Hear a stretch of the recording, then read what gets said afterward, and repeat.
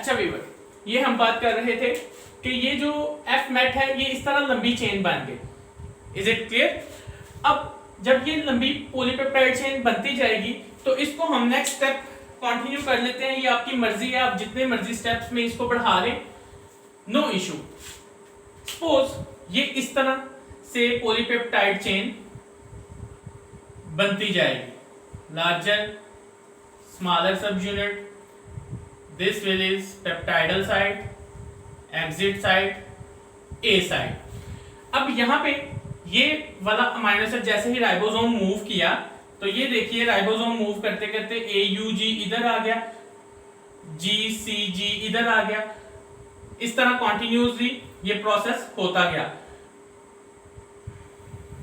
इसको हम कर लेते हैं जरा, AUG GCG फिर CGA, CGA इधर आ गया क्योंकि राइबोसोम उस तरफ जा रहा है। तो अब CGA पे क्या है?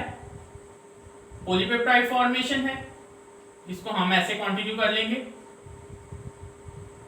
इसके ऊपर जी डिफरेंट कलर से हम मेंशन करते हैं। यहां पे A2 था, फिर A1, फिर F मेट, क्लियर? इस तरह सो ऑन ये लंबी एक चेन पॉलीपेप्टाइड चेन बढ़ती जाएगी। अब ये साइट ए साइट फिर से हाली है और नेक्स्ट मैसेंजर आरएनए पे क्या है? Stop codon. यहां पे हम लिख लेते हैं UGA, this UGA is stop codon. अब ये स्टॉप कोडॉन है तो इसमें क्या होना है? इस स्टॉप कोडॉन को ये जो नया ट्रांसफर आरएनए आएगा ये इसको डिटेक्ट नहीं कर पाएगा। तो फिर डिटेक्ट नहीं कर पाएगा, इनिशिएशन का प्रोसेस हमारा हो गया, इलोंगेशन भी ये कंटिन्यू, ये इलोंगेशन चल रहा था। अब नेक्स्ट आ जाता है हमारे पास third, termination. Termination of polypeptide chain. Termination के लिए क्या होना है?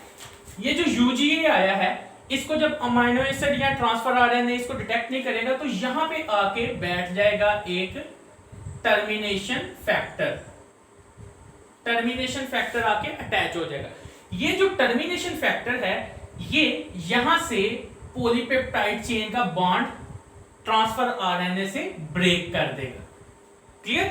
और ये जो पॉलीपेप्टाइड चेन बनी है ये इससे सेपरेट हो जाएगी, यानी इस तरह ये पॉलीपेप्टाइड चेन को सेपरेट कर देगा।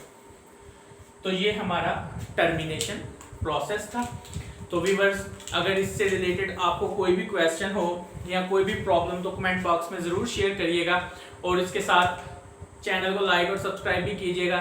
Thank you very much. इंशाल्लाह नेक्स्ट वीडियो के साथ मिलेंगे। अल्लाह हाफिज़।